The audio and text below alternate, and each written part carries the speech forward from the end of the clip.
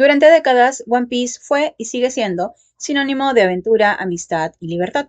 Sin embargo, en los últimos años, el mundo real ha comenzado a apropiarse de su narrativa. Hola a todos y bienvenidos a Senpai Te Cuenta. Lo que empezó como una historia sobre piratas soñadores se transformó en un símbolo de resistencia global. En manifestaciones recientes, desde Yakarta hasta Katmandú, se ha visto ondear la bandera de los sombreros de paja, convertida en un emblema de jóvenes que se niegan a aceptar la injusticia. La serie de Eiichiro Oda siempre tuvo un trasfondo político. El gobierno mundial en el anime representa la corrupción institucional, la censura y la manipulación del poder. Los piratas del sombrero de paja, en cambio, simbolizan la libertad individual, la lealtad y el derecho a soñar, incluso cuando todo parece perdido.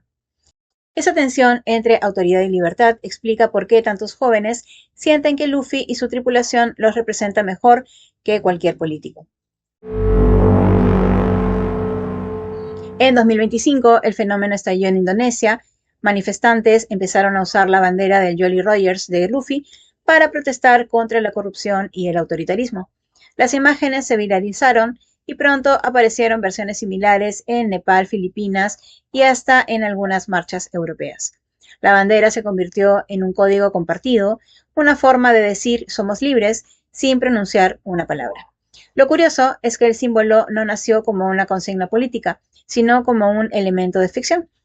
Pero su sencillez y su mensaje de rebeldía colectiva facilitaron que se transformara en un ícono.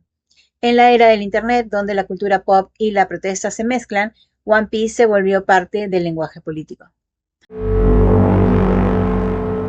Para la generación Z, criada entre memes, fandoms y foros, One Piece no es solo una serie, es una ética. Luffy no lucha por poder, sino por ideales, y eso conecta con jóvenes que desconfían de las élites políticas y buscan causas más auténticas. El fenómeno también revela algo más profundo. Las nuevas generaciones ya no separan entretenimiento y activismo.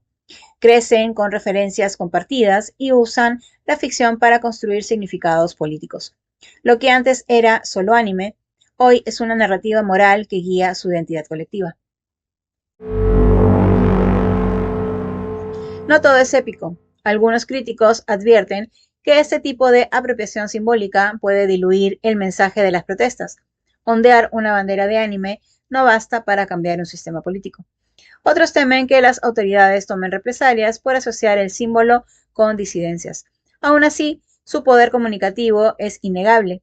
Transmite esperanza, rebeldía y comunidad en un solo golpe visual. En América Latina, donde las protestas también se llenan de arte, humor y cultura popular, One Piece podría tener eco. Sus temas, corrupción, desigualdad, búsqueda de libertad, son universales. En Perú, Chile o México, donde el descontento juvenil ha crecido, una narrativa así puede conectar con quienes sienten que el futuro se les escapa, pero aún creen en los sueños imposibles. Y aquí entra la reflexión comunicacional. Los nuevos símbolos políticos no nacen en parlamentos, sino en fandoms. Las series, los videojuegos y los memes están reemplazando los discursos partidarios como espacios de identidad colectiva. Es un cambio generacional en la forma de decir basta. One Piece siempre trató de un grupo de amigos que se niegan a rendirse ante el poder. Hoy ese mensaje dejó el océano y llegó a las calles.